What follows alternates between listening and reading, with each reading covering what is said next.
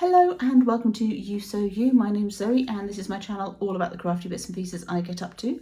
I knit, I sew, I spin on a spindle, I dabble in weaving from time to time and anything else that takes my crafty fancy. But today we're getting a new project started on the peg loom, so grab a brew, put your feet up and let's get started.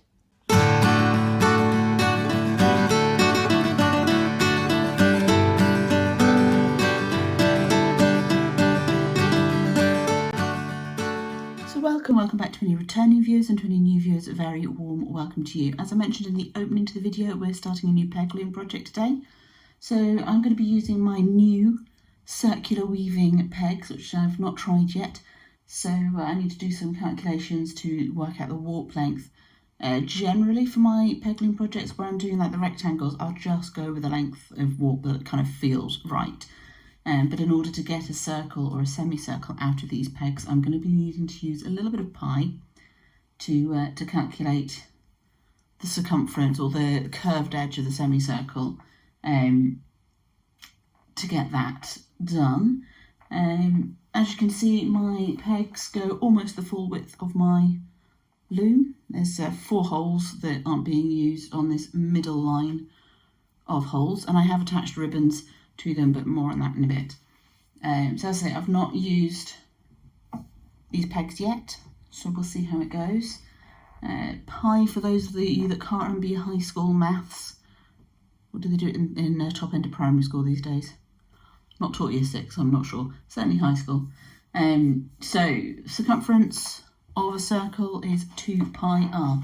My pegs are r. They are half the width of the circle that I would end up producing. Pi is 3.14 and goodness knows how much. So 2 pi r would be a full circle. I'm going to be working towards a semicircle, so I only need to do pi r.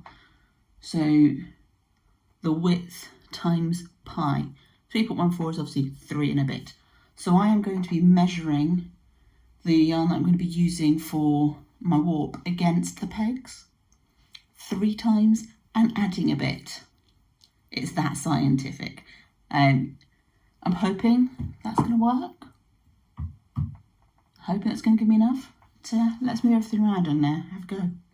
So my supplies are all ready. I've got some acrylic yarn left over from a previous project. I think it's a temperature blanket to use for my warp. And I've got lots of strips of scrap fabric. I aimed for sort of 2-inch-ish wide. But that's what I'm going to be using for my main weft warping. And then the peg loom itself. So let's get to warping up. Not forgetting, of course, the flare. So here we have all the essential supplies for the peg loom project. We've got some acrylic yarn here. This is left over from my temperature blanket from a few years ago. We've obviously got the loom with the threading tool at the end. Got a bunch of strips of fabric from scraps and from leftover projects. This is an old pillowcase. I've aimed for roughly 2-inch strips. Some of them will be narrower, some will be wider, that's fine. It's a good way to use up scraps and stuff. And essentially, a cup of tea. Can't weave without tea.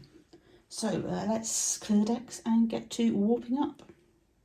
So before we warp up the loom, there's a couple of things to bear in mind. First of all, we need to think about the diameter of the pegs that we're weaving around. So there's going to be that much space in between the wefts and the channel around the warp. So I'm going to try and fill that up a bit more by putting several threads of warp yarn in there, which is why I've put on these little loops of ribbon. So I can only get 1 strand of yarn through the hole, but with the ribbon going through the hole, I can put more strands through the loop and have a chunkier warp. So I've just made sure that my knots fit underneath the peg, and they're not also going to sit inside the yarn. Maybe should have done them a little bit longer to give a bit more room for the warp threads, but I'm sure we'll cope. Okay, so this is the circular pegs from Dale's Looms, which is where I bought the initial loom from. It came with dowels this size that are all the same length, and also some thinner ones as well. So I can do different gauges of weaving. Because I'm using the fabric, I obviously wanted to use the thicker ones anyway, and this is the size that the circular ones come in.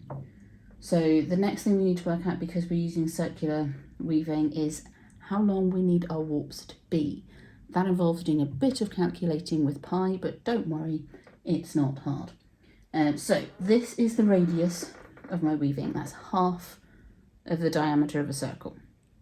So if I'm going to be doing a circular weaving, I need to double that, the distance from there to there, and then multiply it by 3.14 because that is pi to 2 decimal places.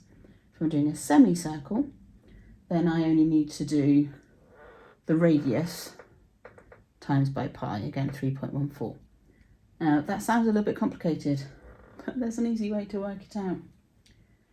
So I take the end of my yarn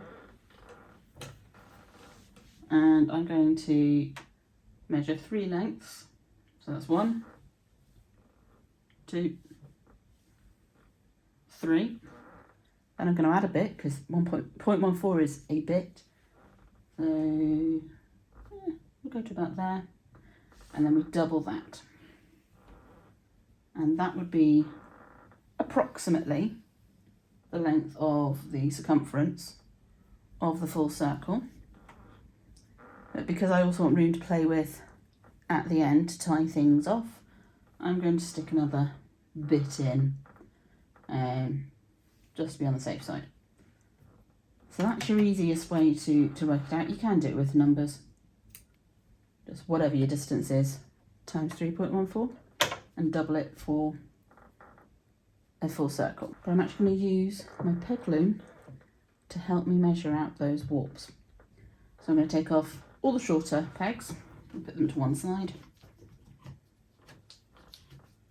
And I'm going to hold on to some of the larger pegs to turn my loom into a warping board. Okay, so I've used my initial warp measurement to place these pegs on the peg loom itself to use it as a warping board.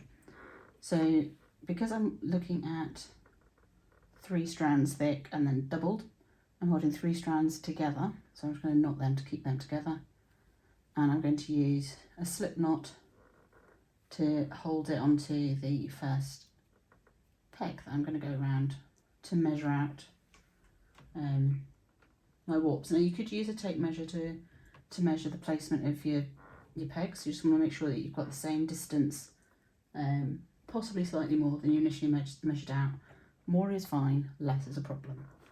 So I'm going to go from my path all the way down to the far end, back up to this peg here, back to the far end, and then around this little peg here, and I'm going to do that twice. That does mean there is a little bit of crossover when I go back to the first peg, which for this isn't too much of a problem. If I was doing lots of warps all at the same time on here, it might be more problematic, but because I'm only doing it a little bit, it's not too much of an issue. Back to this peg and then cut it there. I'm going to carefully lift it off the pegs at this end, holding the little peg down because it wants to sort of lift itself out a little bit as I'm doing this. I'm going to take the loops at the far end and just measure them out so that my ends are roughly together. Can finesse that a bit later when we warp up. And I'm going to tie a loose knot in it. Just keep it neat and tidy whilst I'm waiting to warp up.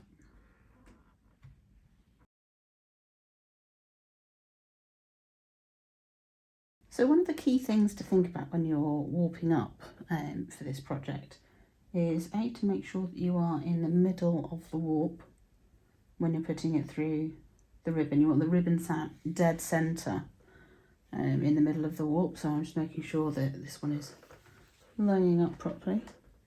And you also want to make sure that the knot of the ribbon is inside the warp. So this knot here needs to sit inside the yarn,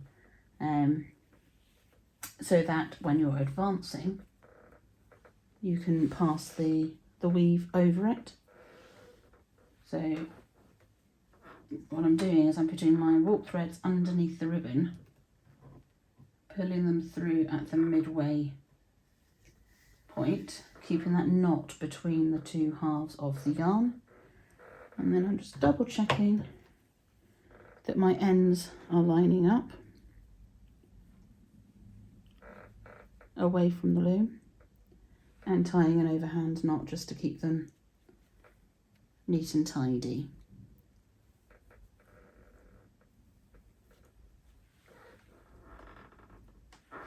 We've got the last two to warp up now. Okay, so let's talk about the anatomy of weaving in a circle. We're going to be weaving wedges to go around. So this warp here is going to be the circumference of the weaving. So yes, that does mean that there's going to be quite a lot of leftover warp at this end, but that's okay. It can be used for stuffing, or it can be used for future warps, all sorts of things. But we're going to be weaving in wedges, so it's going to be the centre of the circle to the edge of the circle as you work your way around.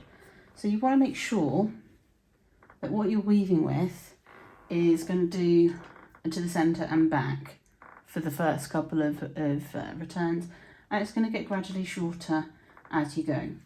You can do this on pegs that are all the same height. Just make sure that for each time you go in until you've got your wedge, that you're weaving less height each time. So your first one will go all the way to the middle and back out again. Then you might do another row of that. After that, you're going to go to this peg and back again, then to this peg and back again, this peg and back again, and so on. So you're creating a triangle up the loom before you advance it on. That's why the pegs are graded the way that they are, to help you to achieve that. Now, this strip of fabric is not long enough to go to the middle and back again. I don't want lots of ends to weave in, and I certainly don't want lots of ends to weave in the middle, because that's going to create quite a bit of bulk. So what I'm going to do is, a little bit before the end of the fabric, I'm going to cut a slit. Just like that. And I'm going to cut a matching slit in another strip of fabric. It could be the same, it could be different. Depends how you want to do it. Mine's going to be a bit scrappy and random. I'm just going to go with whichever fabric comes to hand next. Okay, so to connect these together, you're going to lay the hole on top of the hole and pass one fabric through the hole. And just pull it until it snugs up. So yeah, there's a little bit of bulk there, but it's not that much, and it's not like tying a normal knot. So that's how you're going to connect your scraps together if you want to. I don't mind having ends at the outer edges, so from sort of here onwards, but I definitely don't want them in the middle, because I don't want that bulk at that centre point. There's going to be a lot happening there as it is. So if I just move my squeaky chair further in, we're going to start weaving at the outside edge, so that's this one. And peg loom weaving, we're just going over, under, so front and back. I'm not going to worry too much about whether I've got the right side of the fabric showing or not. As I say, I'm going for a scrappy finish. So this first one, we're going all the way to the middle, and then we're coming back again. So making sure that we go in front of the pegs that we went behind last time. You see I'm getting a little bit short on fabric again, so I'm going to cut a slit in this bit of fabric and add in another piece, which is going to be a different fabric this time. So as I say, this is mostly out of my scrap bin, but it's also various things that needed recycling. This butterfly one is a lot longer, so it's going to take a little bit longer to pull it through. So yeah, lay the holes over each other. Send the fabric that's not attached to the loom through the hole. And just pull it snug. And then we can keep going.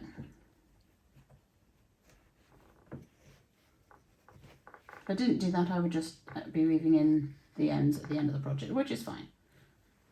But if you can do it as you go, why not? Then we're going to scooch that down a bit.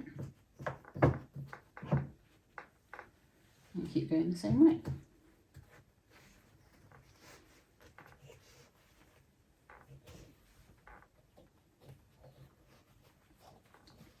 I'm going to go to the middle on this one as well, and then next time around I will stop a peg short of the middle.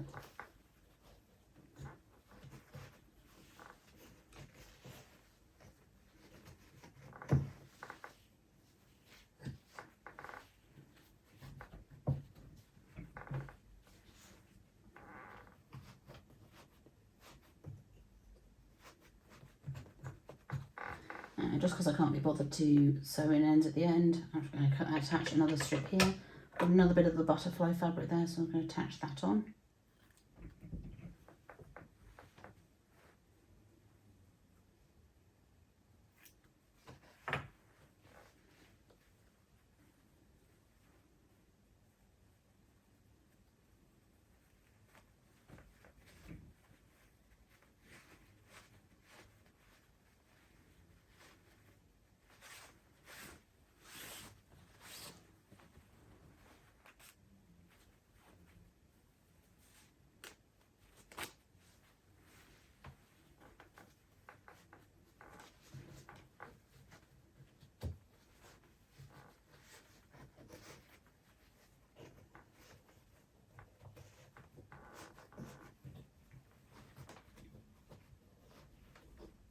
So again, we're stopping peg short for the middle and we're coming back.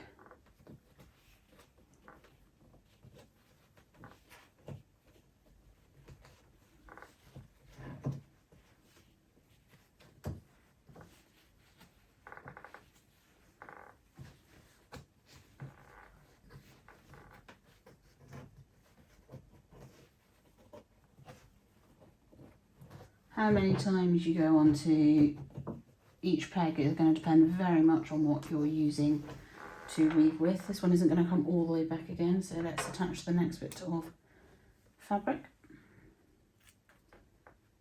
A bit of old pillowcase here.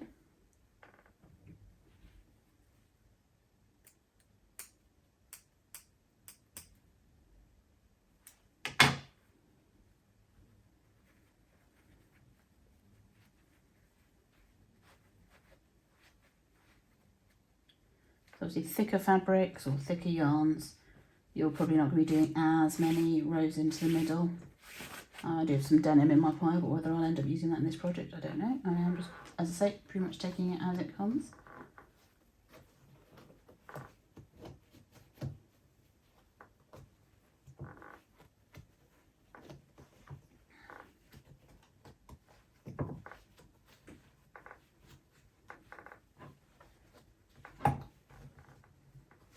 Right, butterfly did just about do the root back, but only just.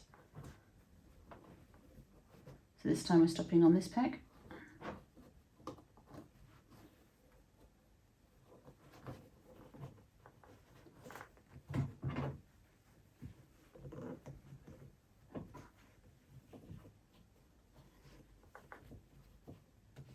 We're going to keep going in the same way until we've only got this one left that we're weaving on. Okay, so I've got a few more returns to do to the end of this wedge.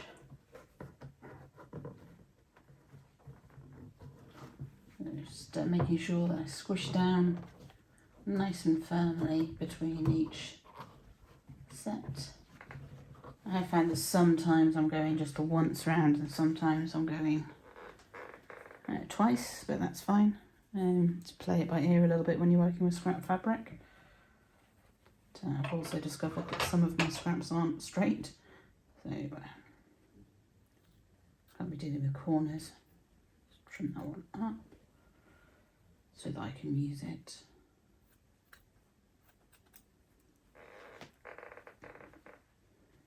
So again, we'll join this one on. As you see, I haven't been overly precise in how I've cut my strips, which is why sometimes, combined with the fact that they're all different fabrics, so they can be different weights. But not worrying about being too accurate for the width of each strip has contributed to sometimes needing one, sometimes needed two to go around the pegs. nice squish down.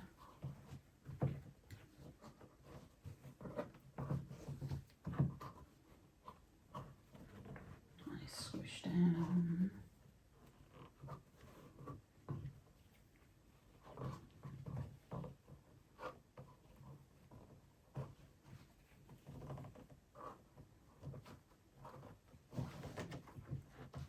Okay, and I am going to make sure I go around this last one as well.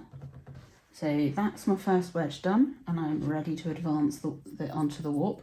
So I'm going to do that the same as I would with any other peg weaving. I'm going to pull the pegs out and put them back in behind, and I'm going to start in the middle. I find that helps me with my tension if I start in the middle rather than starting at the ends. It just seems to work that way. So I'll put that one through and find it the hole to pop him back.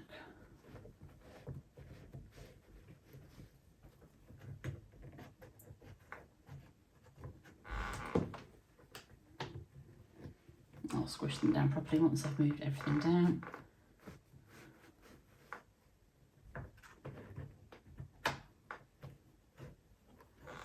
He's not sitting in his hole properly. There we go.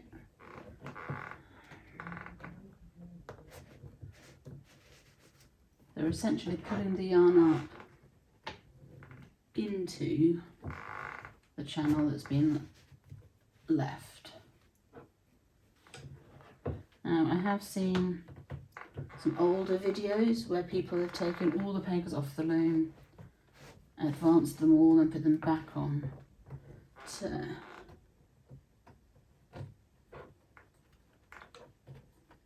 This works for me.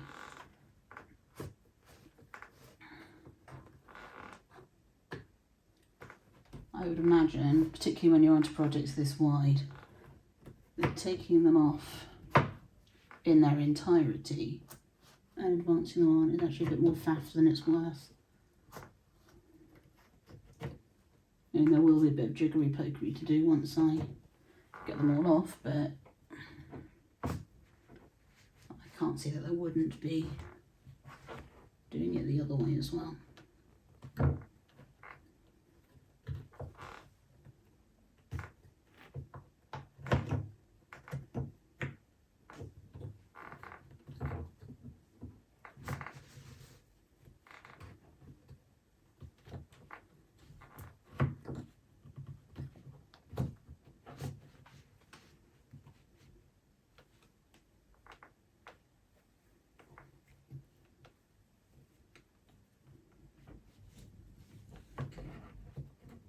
I'm obviously trying to keep the last bit of warp in its place so that I know where to start on the next pass. That's all my pegs.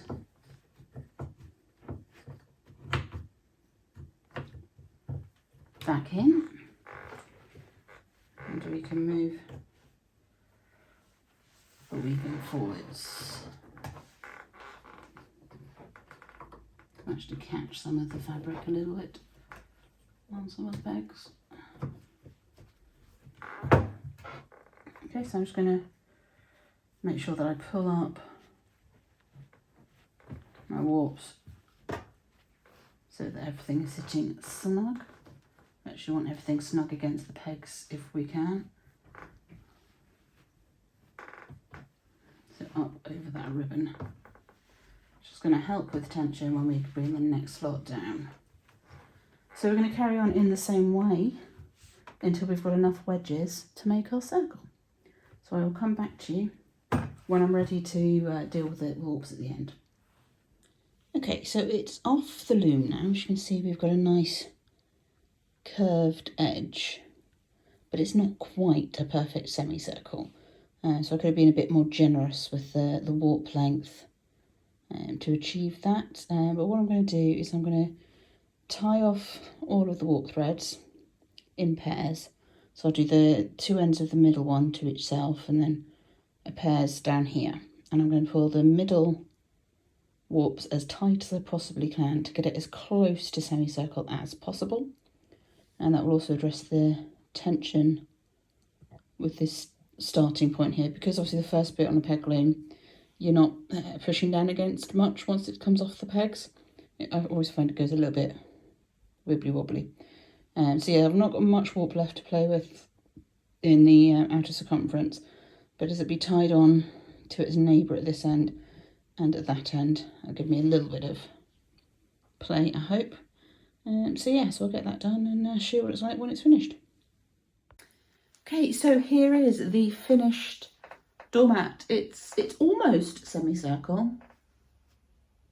I probably needed one more wedge, maybe two on the end to get it to be a full semicircle.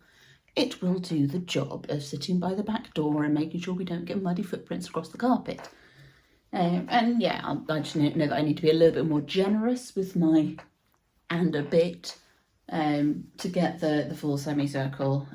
As quite often is the case with weaving, it can be a bit tricky to work out how much shortening of the warp there's going to be. So yeah, these ones you need to be a little bit more precise when you're measuring out the warp than you would be for many peg loom projects.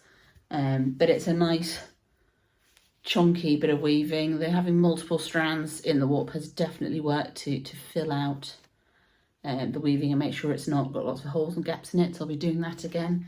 But yeah, 3 and a bit warp wasn't quite enough. So maybe I'll go for 4 next time, just to get that extra wedge in. But yeah, I will be trying again. I might do some smaller ones as well and use them as trivets. I want to do one for the front door too, where I'll maybe try and get a little more thought into the colour, because I just went for very scrappy with this one. But I could do the wedges in different colours. You could do a pattern across the wedges. You could create stripes and then just have a load of ends to weave in. So there's lots you can do. And obviously you don't have to do it with scrap fabric. I could have done it with yarn as well. So yeah, so plenty playing around at circular weaving to go. Yeah, so if you've enjoyed this video, there should be another one up on the screen that YouTube thinks will be good for you. So feel free to hang out some more with me on that one. Otherwise, I will see you in my next video. But until then, happy crafting and bye-bye for now.